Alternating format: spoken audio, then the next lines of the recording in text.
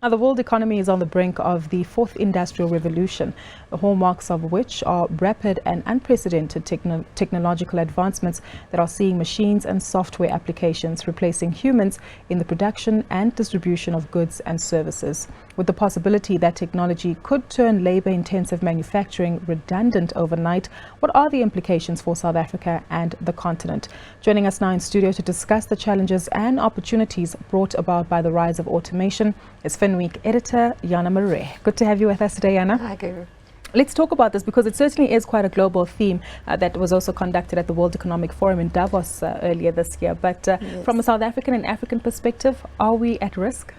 Yes, I think we definitely are, and I don't think we're really on the brink anymore. I think we're very much, in the revolution already, and you see it with job losses, across sectors. Where last week we had the taxi drivers and the Uber drivers clashing here in Sandton, and that's very much one of the spillover effects of this.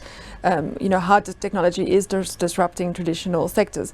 But maybe just to look at South Africa and the broader continent from a low-skilled jobs perspective, I think millions of jobs are at risk. And if you look at, a country like Ethiopia, where they really are starting to industrialize and starting to build a manufacturing sector, and one of the success stories is shoe manufacturing, and the reason why they've been successful is because they have low-cost labor.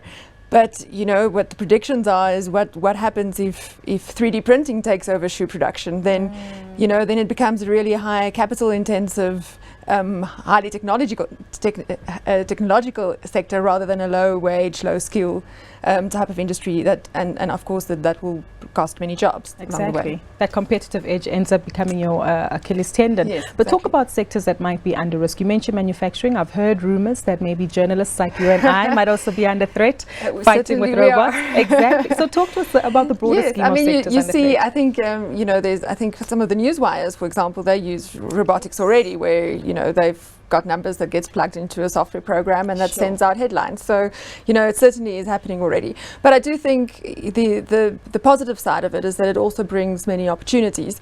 And the jobs that we didn't think 5 years ago. 5 years ago we didn't know an Uber driver would exist, and now it employs a lot of people in very flexible on very flexible conditions. And of course there's downsides to that as well.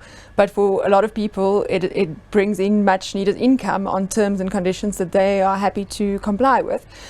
So yes, I think it brings a lot of opportunity as well. And if you look at coming back to low-skilled wages, or low-skilled jobs, I don't think robots will take over everything.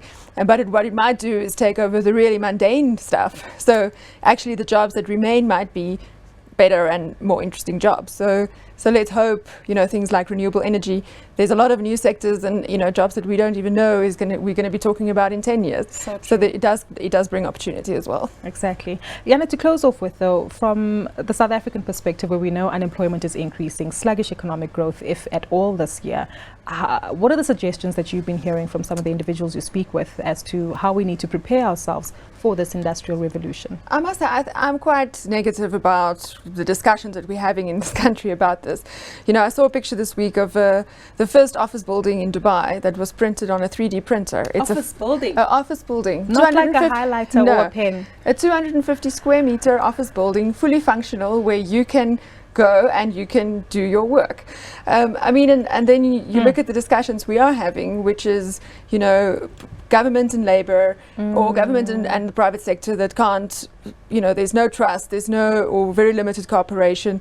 I was at the manufacturing in Durban this morning. They're very concerned in the metal, the metal workers, it's wage negotiation time again. Yeah. The relationships are not strong enough that we're not having a discussion about how are we going to face the future, how do we innovate, how do we stay productive. It's more a game of survival and how do I get the biggest slice of the pie. So I think we're very far behind the rest of the world in terms of what's happening in other parts on innovation and how do you deal with this likelihood of millions of job losses. here we're just trying to cling on to the few jobs we still have. So much of work, a lot to do for us. And if we don't catch up, we'll certainly get left behind. Absolutely. Yana, thank you so much for your time. My mind's still trying to process that an office building was 3D printed. But anyway, a big thank you once more to the Finweek editor, Yana Murray, for joining us today and giving us a highlight as to how we should really be thinking about the future and how we might be relevant in that space. Well, we're taking a short break now, but when we come back, we consider the implications for South Africa should we be downgraded just next week to potential junk status.